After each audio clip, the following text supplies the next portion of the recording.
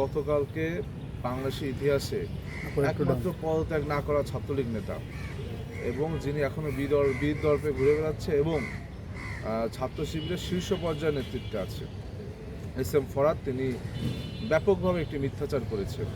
গত 3 থেকে 4 মাস তাকে কেউ ক্যাম্পাসে দেখেনি।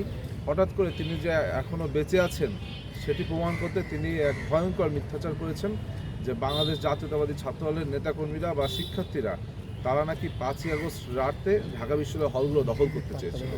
কিন্তু আপনারা দেখেছেন এই একই মিথ্যাচার করে কিন্তু তারা ডাকসু নির্বাচনের সময়ও ছাত্রদলকে শিক্ষার্থীদের মুখোমুখি দাঁড় করিয়েছিল এটা বলে যে বিএনপি যদি রাষ্ট্রীয় ক্ষমতায় যায় সেক্ষেত্রে 12ই ফেব্রুয়ারি যে নির্বাচন হবে সেই নির্বাচনের রাতে ছাত্রদল নেতাকর্মীরা সমগ্র হলগুলো দখল করে নেবে।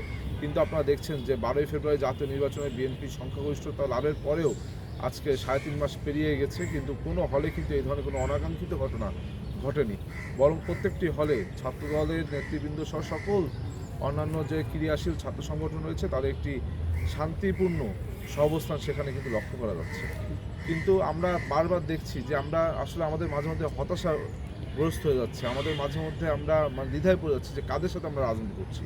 5ই আগস্টের পরে তো আমরা ভেবেছিলাম যে ছাত্রলীগ বিতাড়িত হয়েছে, এখন একটি সুস্থ সুন্দর বাংলাদেশে আমরা একটি গণতান্ত্রিক বাংলাদেশ বিনির্মাণ করব, একসাথে ঐক্যবদ্ধভাবে আমরা রাজনীতি করবো, বাংলাদেশকে সামনের দিকে এগিয়ে নিয়ে যাব।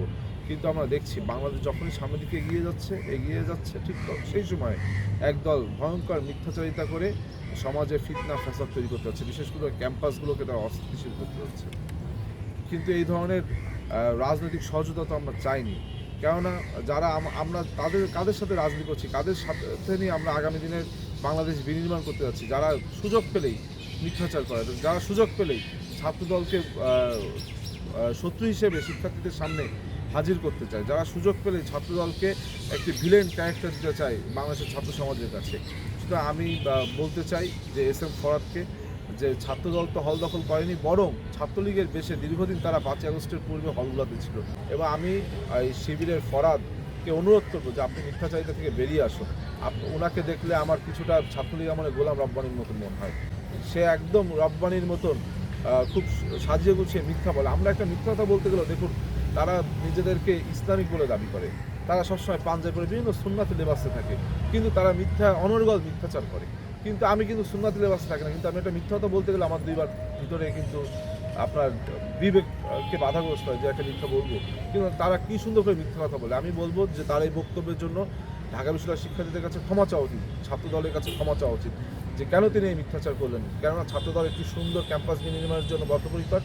ছাত্রদল 5ই আগস্টের পর থেকে আজ পর্যন্ত শিক্ষার্থীদের কল্যাণে যা কিছু করার তার চেষ্টা অব্যাহত রেখেছে এবং পূর্বের যে অপসংস্কৃতি ছিল, অপরাজনীতি ছিল, যে ছাত্রলীগের রাজনীতি ছিল এবং ছাত্রলীগের ভিতর থেকে ছাত্রলীগ নেতারা আজকে যারা শিবির হিসেবে আত্মপ্রকাশ করেছে তারাই সে অপরাজনীতি অব্যাহত রাখছে।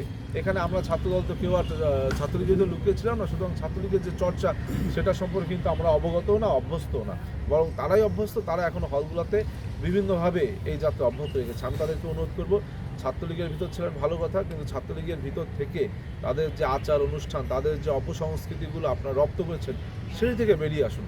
নতুবা তো এই ক্যাম্পাসগুলোকে আপনারা যেভাবে অস্থিতিশীল করতে যাচ্ছেন এটি থেকে আমাদের মনে হয় যে আপনারা আগে যাদেরকে সাথে ছিলেন এই ক্যাম্পাস অস্থিতিশীল করে তাদেরকে আবার আপনারা ইনভাইট করছেন এবং আপনারা আবার পূর্বের যে অপসংস্কৃতির রাজনীতি ছিল সেখানে ফিরে যাচ্ছেন।